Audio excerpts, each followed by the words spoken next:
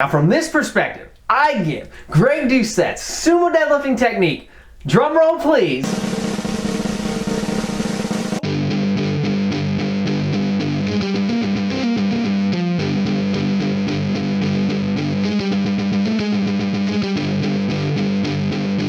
What's up guys, Enkiri here, and welcome to another installment of Form Check Friday. Today we'll be reviewing the sumo deadlifting technique of everyone's favorite doctor, fitness coach, kinesiologist, former elite powerlifter, IFBB pro bodybuilder, and the man who portrayed Iago in the Aladdin series. It's none other than Coach Greg Doucette. Before his time as a famous YouTuber, Coach Greg was actually a highly accomplished pro bodybuilder and a very high-level powerlifter as well. And in his time, he has moved some really impressive weights with some pretty dang on crisp and efficient form. So today we're going to check out some of his old sumo deadlifting footage and see what's what. So let's get to it.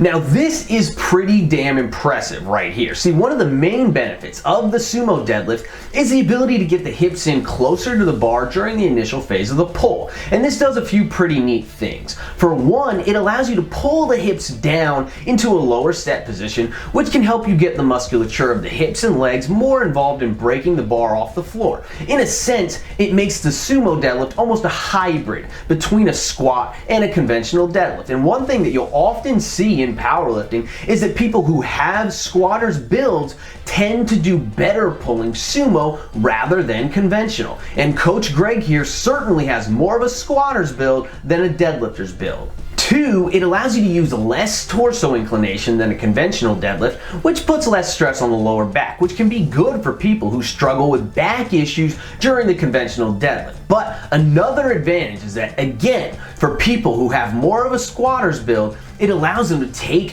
full advantage of their super strong legs, their naturally super strong legs during the deadlift rather than being limited by their back strength. And three, it pretty well drastically shortens the moment arm between the hips and the barbell, which means that you can use the force that your hips are capable of generating more efficiently than you could with a larger moment arm, such as during a conventional deadlift. And a lot of people who are new to sumo or who aren't really built for it but are trying to master it anyway kind of miss out on most of these benefits. And that's really the thing. If you aren't actually taking advantage of these benefits, if you aren't actually pulling sumo in this manner like Coach Greg is doing here, but instead basically just pulling a conventional deadlift with a sumo stance, then why bother in the first place? There's no point in that case. Just pull conventional instead. And you see that a lot these days. People essentially unwittingly just pulling a conventional deadlift but using a sumo stance, especially with sumo deadlifting being kind of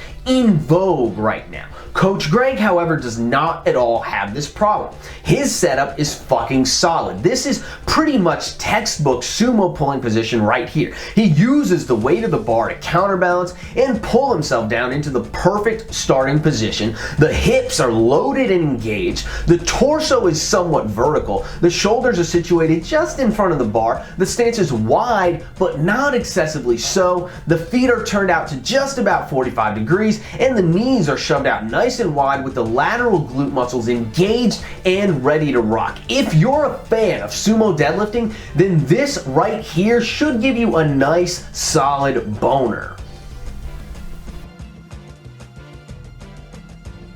Again, this is pretty darn textbook right here. It's actually kind of goddamn pretty. And to be quite honest, I'm saying this while really not being much of a fan of the sumo deadlift these days. Not at least as far as competition is concerned. But in spite of that, it's difficult to deny just how fucking pretty this lifting technique is. It's very efficient, and you can just see that with the naked eye. But just observe the patience off the floor here, for example. That has got to feel like an eternity to Greg here, just waiting for the stupid bar to start moving off the floor. And I know that feeling well. And it's hard sometimes, psychologically, to convince yourself to hold position, to maintain position like that, when you're pulling and pulling and pulling with all your might, and the damn thing just feels like it's been cemented to the floor. But he doesn't waver at all. He holds steady. His hips remain locked in exactly where they should be. The torso angle remains constant, and eventually the bar gets moving. It's a little less dramatic than that on some of his lighter sets, but the outcome is all the same. He holds position perfectly as he begins to generate maximal force and as the bar gets moving. And then once the bar does start moving, it rides up the shins in a perfectly straight line, keeping close contact with Greg's body the whole way up. And like I said, whether you're a fan of the sumo deadlift or not, this is really a thing of beauty here. This sort of technical mastery is hard to come by in general, let alone when there are 700 plus pounds on the frickin' barbell.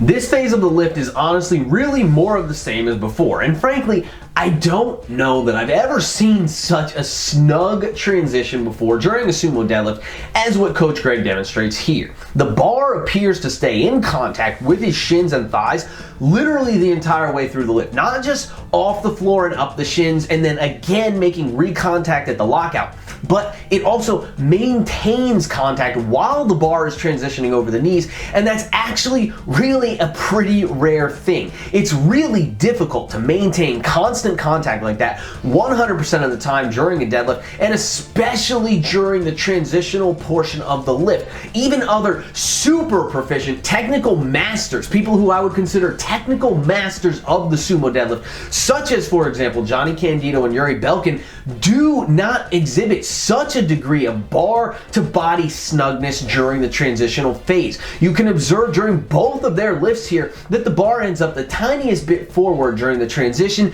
and then gets reeled back in for the lockout. But Coach Greg does not exhibit this minor bar path inefficiency, which is actually pretty damn impressive, and it leaves him in very rare company here, at least as far as bar path efficiency is concerned. Like I said, I don't think I've ever really seen that before, even in world record holders, and I think that that's a testament to the work that he must have put in honing this ultra efficient motor pattern. So kudos to that.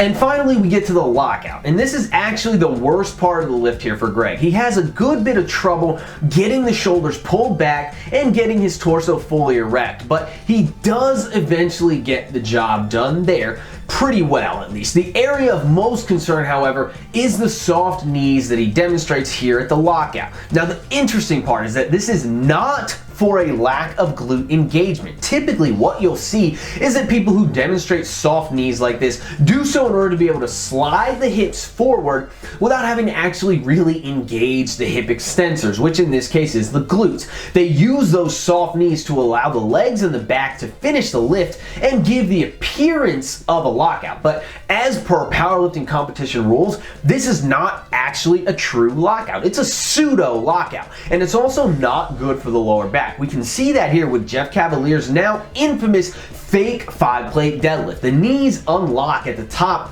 which allows the hips to slide forward simply by him leaning back rather than by engaging the glutes. This puts unnecessary stress on the knees and the lumbar spine simply because the glutes were incapable of doing their job properly. And this is still a relatively minor case, but this is the way that it typically looks. In Greg's case, however, it doesn't really appear to occur that way. We can see here that there's actually a strong glute engagement at the lockout. That's very obvious, but then he undoes that even before a full lockout has occurred by unlocking the knees. Now, my theory is that he could do it right if he was cued to do so during the lift. But he's using these touch and go reps. He's doing these touch and go reps. And at the top here, before he's even really locked the weight out, he's already preparing to move into the next rep. And he's mentally focused on the next rep. And because of that, he wants the bar to be situated in a certain way before he starts to lower it. And he wants to shift the stress onto his legs so that he can control the eccentric phase and move swiftly from one rep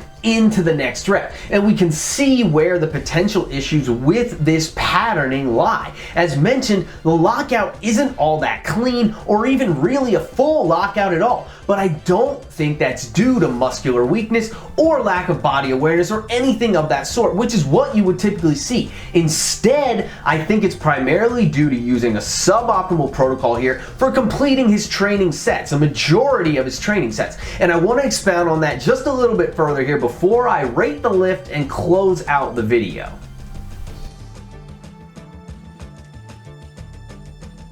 Now, I want to preface this part by saying that I'm mostly judging the first rep when I do this analysis here. Greg was a competitive powerlifter after all, and these training sets all came from around the time that he was still competing at a pretty high level in powerlifting. So I feel that it's fair to judge these sets through the lens of training for improvement in powerlifting competition, which makes the first rep the most important rep. And when viewed through that lens, there's some pretty big limitations to the way that he executes these sets. For one thing, there's the touch and go aspect. Now, I don't think that touch and go on deadlifts is a universal no-no or anything like that. I try to avoid making blanket statements like that, and I'm sure that everyone who's gotten an "it depends" from me in response to one of their questions can attest to that. But in general, touch and go is going to be suboptimal when trying to improve the competition 1 rep max deadlift, and even more so on a sumo deadlift than a conventional deadlift, because in a conventional deadlift, the weakness can really be almost anywhere in the lift. It can occur at any point in the lift, from the floor all the way up to the lockout, depending on the lifter. And plenty of super elite lifters have shown us that training the conventional deadlift in the touch and go style, even almost exclusively, is not necessarily a hindrance or a suboptimal training method for specific individuals at specific times. However, contrast that with a properly executed sumo deadlift though, especially with someone who is built for the lift, like Greg is.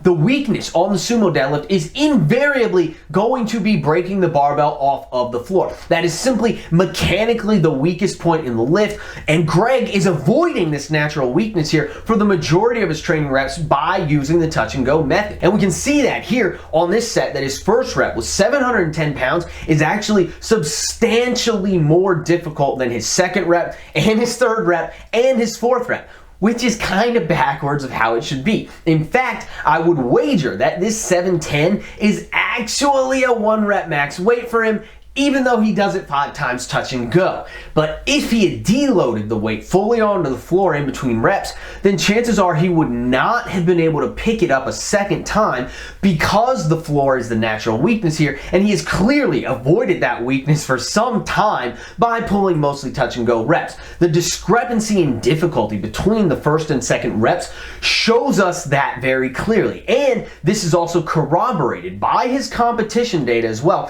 where according to Open Powerlifting, his best raw competition deadlift is actually only 678 pounds, which is approximately 30 pounds lower than this set of 5 reps that he did here in training. And then couple that with the soft lockout, which I also think is a consequence of him doing these touch and go sets and trying to focus on moving immediately from 1 rep into the next rep while utilizing and taking advantage of the eccentric phase to help with that turnaround portion off the floor. And like I said before, that technique is fine in many respects for accomplishing certain specific things, or for just pushing your body to the absolute limit with a really badass and ultra heavy AMRAP set. But in this case here, I think it was kind of disrupting the motor pattern, which was otherwise impeccable. It was a flawless motor pattern almost, but it was being disrupted pretty substantially at the top of the lift here by using the touch and go technique. And so in my opinion, based on the flaws and weaknesses that are present in the lift here,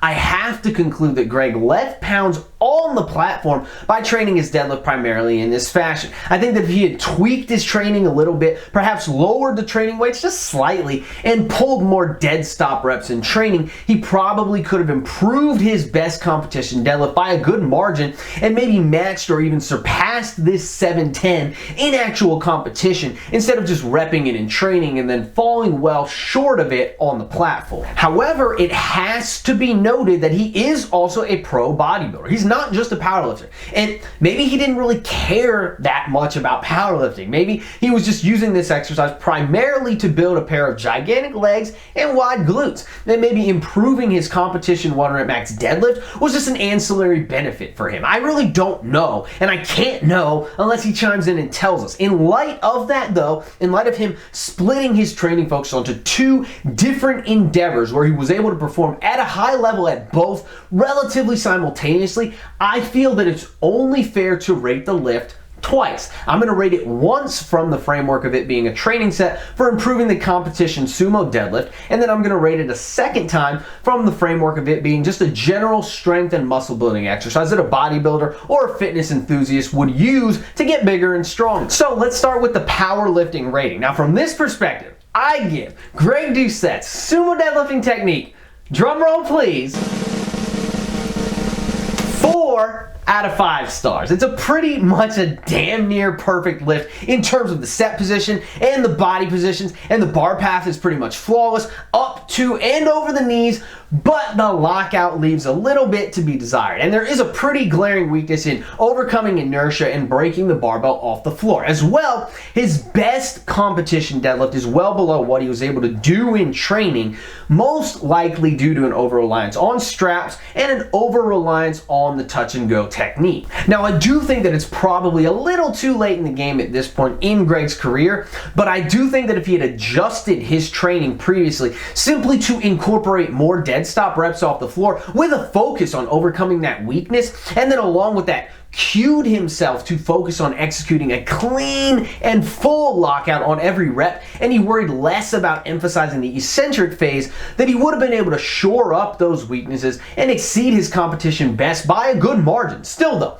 4 out of 5 is a damn solid rating anyway, which is a testament to how clean the rest of this lift is. And then on the flip side, from the perspective of general fitness, for the purpose of general strength and hypertrophy, I give Coach Greg's sumo deadlifting technique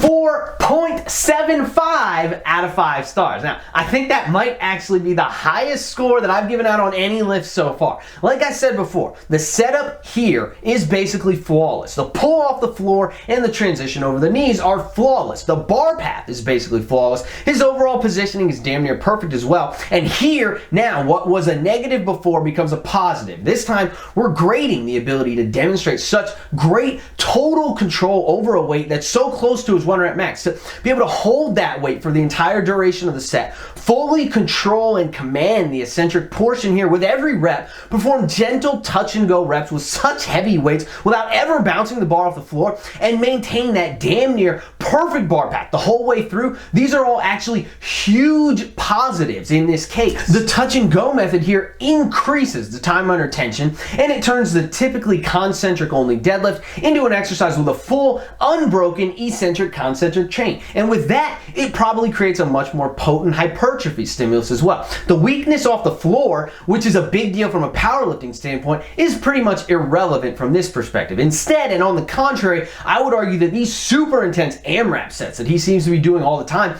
actually create a much greater overall training effect for him when we take all aspects of things into consideration beyond merely 1 rep max performance on the powerlifting platform. So that's my logic for the discrepancy in scores here between these 2 different perspectives on the exact same lift. Like I said earlier, I can't say why Greg was actually doing the lift, and it would be cool if he chimed in here and told us what his primary goal was with all these deadlift training sets that he posted around the 2015 time period. Was he really just focusing on powerlifting, or was he actually a bodybuilder at heart? I think he was torn between the two, but I'm leaning towards the latter a little bit more so than the former. Anyway, that's all I got for today, guys. Please be sure to like the video. Don't forget to subscribe to my channel, and definitely leave me some love in the comments down below. And if you're interested in online coaching, be sure to shoot me an email at enkiri.elite@gmail.com, and I'd be happy to pass some more information your way. Or simply visit my website, www.enkirielitefitness.com, for more details. Keep training hard, and I'll catch you guys next time.